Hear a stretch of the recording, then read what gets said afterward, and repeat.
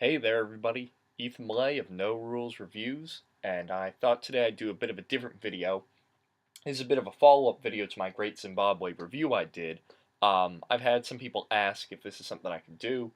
If it deals with the secondary craftsmen in the Great Zimbabwe, which I know a lot of people find sort of difficult at first to understand how they work and how they interact or affect the gameplay. So I thought I'd do a quick little example here illustrating secondary craftsman use. So why don't we come on over here to the board, and you can see we have green and we have black playing each other. Now black has a primary wood carver craftsman, green has a primary um, clay craftsman, and a primary ivory craftsman. So as these players would play, they're going to be able to use these craftsmen to build up their two temples.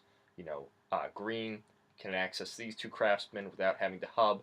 Black can access here. They both will have to access hubs to get to, or hub with each other to get to the corresponding goods craftsmen of the other players. So let's say Black is tired of green sort of having this monopoly. Black could bring out a secondary craftsman for the clay variety, and that's his vessel maker. So this will have to go down somewhere within 3 spaces of black.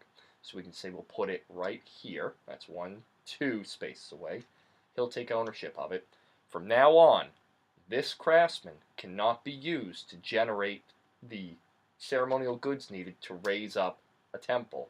You're going to have to use this guy. Now, this vessel maker needs, if we look over here at the player aid, sorry for the glare, I'll move it like this. He needs both a clay and he needs the vessel or the clay maker who also uses a clay. So let's go back to the board. So let's say now green wants to use this. He needs the clay to bring up his temple. Well, he's 1, 2 away. He can access it. So he'd have to pay black to use that. That vessel maker has to use up its own clay and access the clay maker who has to use up clay as well. So you see that now we're using 2 of the clay resources for 1 ceremonial good. Clay and the wood, those are pretty common, but the ivory one gets interesting because, the secondary craftsman for the purple, for the wood, is his throne maker. And he sort of acts the same way. Let's say, green put him here. Let's see if I can do an ownership token. I really can't grab one now. There we go. So now, if black was going to use this, because, black just lost his monopoly on the purple, so black would have to pay green. That would use a wood from there.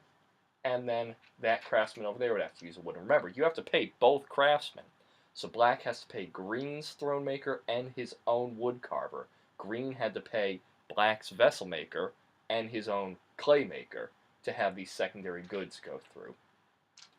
Now the secondary craftsman along the ivory line is this, or I'm sorry, that's a mask maker. This is the throne carver. This is the secondary craftsman for the ivory. So let's say black again, he's tired of green sort of having this monopoly. So black says, all right, I am going to go 1, 2, 3. And I'm going to put them like that. And that is my vessel maker, or my throne maker. So this has to access that. So now if they were going to use it, this uses up the ivory. But the second resource this needs, if we look over here, is another wood. So you have to go 1, 2, 3, 1, 2, no, he couldn't get that.